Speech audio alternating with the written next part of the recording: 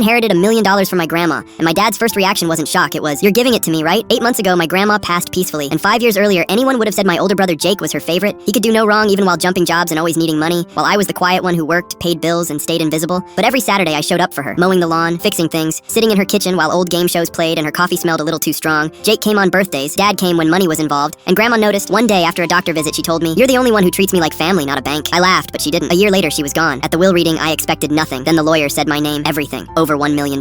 Jake laughed, Dad stared, then her letter explained I was the only one who never asked for anything, that I showed up every time, and this was her choice. That night the calls started. "Family shares things," Dad said. Jake kept texting. A week later Dad showed up with a paper. He wanted 60%, Jake 30, and I could keep 10. I said, "It doesn't work like that, there's a will," and that's when he took me to court. But here's where it gets interesting. During the case, financial records came out. Dad had already taken over $180,000 from her. Jake over $90,000. Loans never repaid. The people calling me selfish had already taken everything they could. Their stories fell apart. Nothing matched. After months their lawyer wanted out. No deal, just silence. Right before the end I gave one condition. They pay all my legal fees. They agreed. Case dismissed. They stopped calling, stopped texting. No apology. A few months later I bought a small house. Nothing crazy, just mine. And while unpacking I found an old photo of Grandma sitting at her kitchen table smiling. So I placed it by the front door because in the end she didn't just leave me money. She made sure I was the one who never had to ask for it.